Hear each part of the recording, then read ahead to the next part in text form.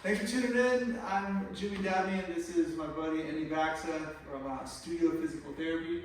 And we have him, and we're just going to chat a little bit about hamstring tendinopathy. And Andy, I'm just curious in your thoughts. I know you were a big time runner at UT. You work with a lot of runners in the physical therapy world. What's hamstring tendinopathy, and is it common? Yeah, we see a lot of tendinopathies in runners. Generally speaking, tendinopathy is just a broad term to describe an overuse injury with any sort of tendon in the body. With hamstrings, they can come about from either repetitious stretch cycle, a quick stretch cycle, which is more of an acute injury, or just general overuse from contracting the muscle over time, either running uphill too much or running too fast, too quickly. But it's definitely something we see in all kinds of populations, from young to old, and the rehab can be quite complicated at times, depending on the length of the issue. Gotcha. So I was diving in a little bit because I know a lot of runners have the high hamstring pain, right? And it's kind of one of those things where now we're talking about hip flexion and hip extension, and are we going past 90 degrees on hip flexion, or are we overextending on hip extension? Are those two areas that can impact it at all? Well, yeah. Are you saying the contraction of the muscle, or the tendon, or the stretch of the tendon? Well, I guess that would be either way, right? The eccentric portion or the concentric portion, are they amping up too hard on the hip extension on the follow through, or are they driving too fast on the hip flexion, right? If it's an uphill effort or a deep squat during the gym. Yeah. I think all those mechanisms are at play in running. I tend to, what I see anecdotally is we tend to see more of a stretch injury. Okay. So more of that hip flexion with knee extension combination. Okay. Which can either happen going uphill or just running faster than normal. But you can definitely have a contraction, like a repetitious contraction, causing some of the tendinopathy as well. We're essentially just we're taking the tendon's capacity and we're just going past that a little bit, whether that be from a stretch standpoint or a contraction standpoint. So I guess for me, I'm just trying to think if you're going heavy volume, right? Could it be due to heavy volume, or is it more like an intense, explosive effort, more than not? Yeah, both. I think we tend to see in distance running more of the volume type situation, but we've also seen plenty of instances where I stepped on a piece of ice and I slid into a quick heavy stretch, and those acute situations are managed very differently, at least on the front end, than the more overuse type injuries are. Okay, that's interesting. So I guess, what would the two approaches be? You say if you had somebody come in and they're it was snowing out in Knoxville and I was shoveling my driveway and I slipped, and now I've got this pain up my upper hamstring. What would your go-to initial focus be, I guess? Yeah, I think initially you're looking more first the level of strain. You're looking for any kind of bruising, swelling. You want to rule out any kind of massive tearing first. In those scenarios, those are the scenarios where we're talking about potential avulsions or a massive hamstring strain, which is managed even more differently. But if we think we're just in a very acute phase, that the tendon's pretty stable, you're just going about the initial week or two, or even longer if needed, a lot more cautiously than the overuse. The overuse we can chunk more into loading, heavier duty isometrics, those types of things quickly, whereas those hey, I slipped and fell and my hamstring hurts like crazy, we just initially we're just getting them out of pain, whether that be modalities, just gentle walking, but obviously we're not going to put them in any type of stretch. We're not going to do any kind of heavy contraction until they're out of a substantial amount of that pain. So gotcha. So the heavy volume could be let's restructure things and try and isometrically strengthen, progress towards like isotonically strengthen, overload, things like that.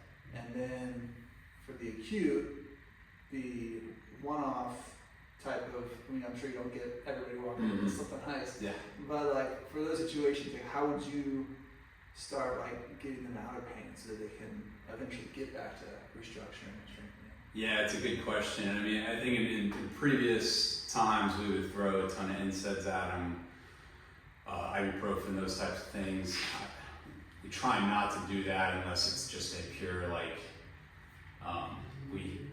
I can't function without it type situation. We want an inflammatory process to happen. We want our body to create inflammation to eventually create proliferation and the healing of that tissue and the structure and integrity of that tissue.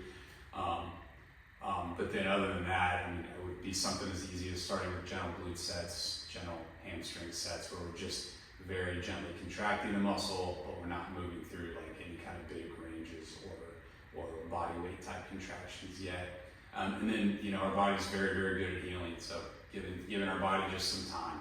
Right. You know, we don't have to mess with it all the time. Sometimes we just need to let it do its thing. And then the pain response in terms of activity can really dictate our progression from there.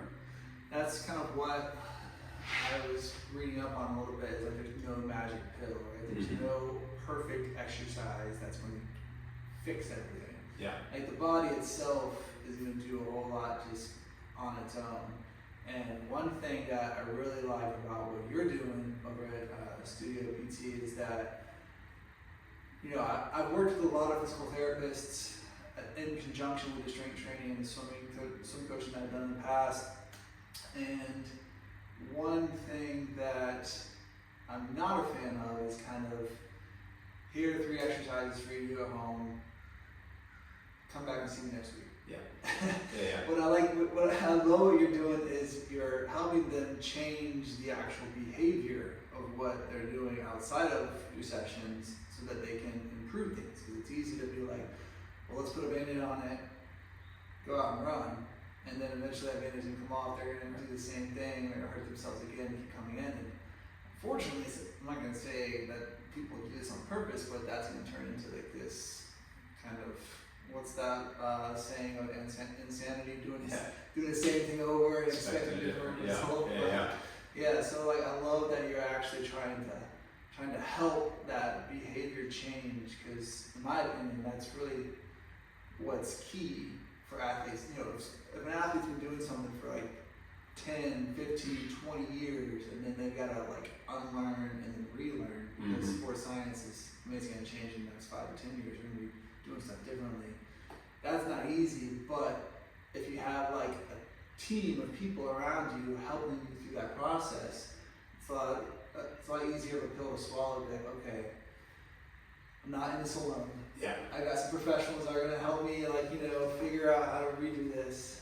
And from the feedback I've gotten from a lot of your clients, they're like, well, when I'm applying this stuff, I feel awesome with it, you know?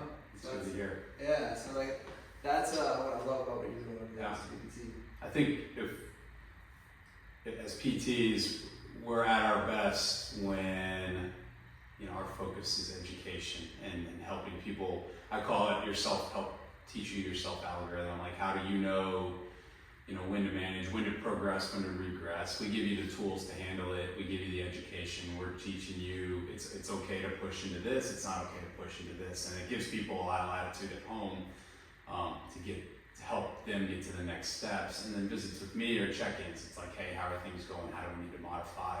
We'll do manual therapy. We'll do all those types of things. But it's more of a how do we take you to the next step on that algorithm versus let's just keep hammering these same things. Because I think there's a place, almost every exercise we see in the PT world, the personal training world, there's use for it somewhere. It's just a matter of how do we plug it in the right places and those two type of things, and how do we progress and regress based on the situation that's in front of us. So you do a great job of that as well with your clients as well. So thank you. Yeah. And I think that the more like transparent not only strength coaches and physical therapists are with each other, but also with the sport coach, You know, 'cause it's like you got the sport coach who should be staying in their lane, right? Not feel like they have to do everything, but they can focus on training the athlete for their sport. And then you have a strength coach that can help strengthen the athlete for that sport. And then you get the physical therapist who can help them get out of pain, get back to strength training, get back to their sport as quickly as possible. And it's like, nobody needs to do everything. Yeah, there's symbiosis there. If we can create it, it's hard, and it's this day and age. Just we're very fractured medically right now, and we don't have a lot of that going on either from like an MD to PT standpoint. We've dealt with that a lot in the past. It's just the more we can communicate and talk and collaborate, it's just such an important part of the process, I think, and it adds variety in a good way, but it also adds consistency in the way that people need, because consistency is a huge part of this process as well. So yeah, I think the athletes really appreciate it because I mean, me being a former swim coach, I do a lot of video, so I'll try and like video every exercise, just mash it up, send it to the client and the physical therapist, and it's like everybody sees the movements, and then one person's going to see one thing and they're going to say it in one voice, and the other person's going to see something else and say it in a different voice, and who knows which voice is going to resonate with the client the best. But if we're all kind of like speaking the same language, it's a better chance they're going to have an aha moment, which is like what I'd love to see. Yeah, and I mean that's giving them that. I mean, you want positive affirmation with coupled with a bit of like this is the reservation, this is when to back off, and those types of things, making sure we're enabling and progressing that athlete as needed. So you runners, man. Yeah. You runners will just keep going. Yeah. Stubborn group. But so if we're talking about specifically, in this session, hamstring tendinopathy, Andy's gonna show us some exercises that can progress from like isometrics to isotonics. Is that right? Yeah, I mean, I think with the hamstring especially, there needs to be like, there's a substantial emphasis on eccentric loading, just because a lot of what we see is from a stretch injury. So we want to make sure we're strong, we're able to handle what happens through the gait cycle from an eccentric standpoint, because we do see a lot of that stuff coming from there. So I mean, the general principles are early loading of the hamstring, so that's within the patient or client's tolerance. We want to be very careful on especially the proximal hamstring, stretching it early, doing any kind of like long load, heavy duration. Stretching is usually not indicated till a little bit later in, and that includes some situations that put us into hip flexion and extension, like deadlifting, those types of things. They're great exercises. There's a place for them in the program. Just generally doesn't tend to be early on in that situation. So if you're looking at like the time period, are you looking at like a call it like 12 weeks type of deal, where or 8, 10, 12 weeks, where you start with like bridge isometrics, for example, and then you progress to like gradual hip flexion with maybe like hamstring curls with a physio ball, and then eventually get to the point where you do like a kettlebell, RDL, or a deadlift, and then you kind of progress that way? Yeah. Is that? Yeah, that's 100%. The timeline varies based on the person. Obviously, you're taking into account age is a huge factor, severity of the injury, length of the injury, chronicity plays a huge role in these type of things. So if it's a brand new injury that's fairly minor and it's a young kid, I mean, we're making progressions quick. Yeah, exactly. They're able to adjust and adapt, and we're able to challenge quickly.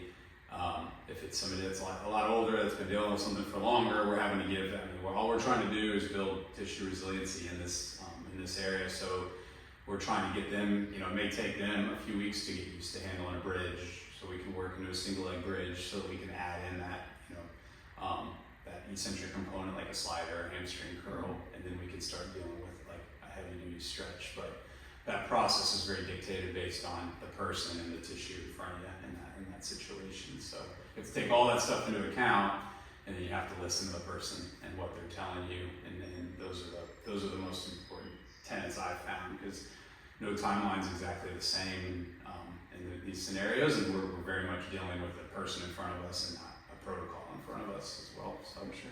yeah. Well, thank you, man. This is great. I love.